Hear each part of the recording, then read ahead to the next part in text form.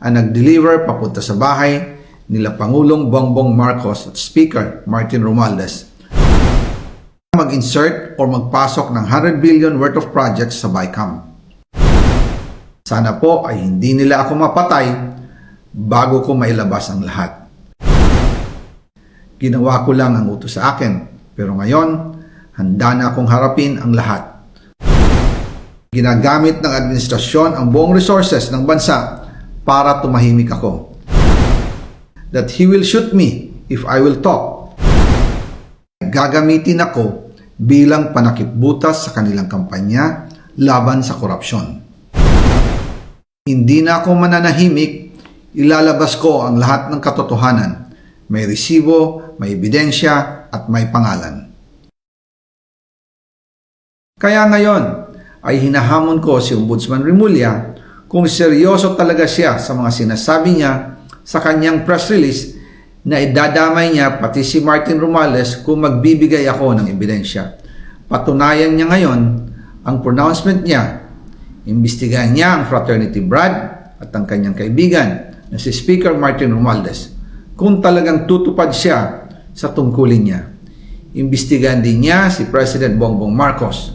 Sabi nga ni BBM ng SONA, let's do it right at mahiya naman kayo, hindi po ba?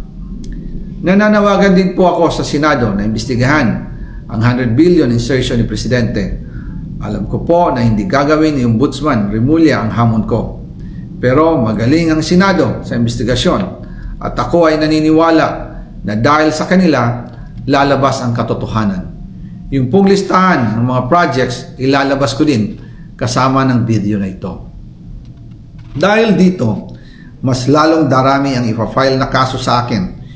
Ginagamit ng administrasyon ang buong resources ng bansa para tumahimik ako, para masira ang aking kredibilidad. Darami din ang banta sa buhay ko at ng aking pamilya. March 2025 pa lang, si Speaker ay nagpaparinig na sa akin sa aming meeting that he will shoot me if I will talk. At pagkatapos niyang sabihin sa akin in a phone call na don't come home, we will take care of you, tumawag ulit si Speaker Martin at sinabihan niya ako na pag umuwi ako will be dangerous kasi they might hire someone to do a rub out on me or hire the police to kill me while in jail. Una pa lang ito sa magusto kong ibunyag.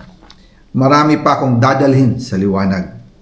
Isa na dito ay yung kay Henry Alcantara, ang DPWH boys, ang sinasabi nilang halaga sa ICI ay 21 billion. Hindi po totoo yan.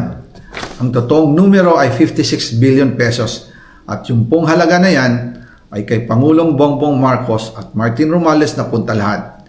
Ilalabas ko po ang buong detalye sa darating na mga araw.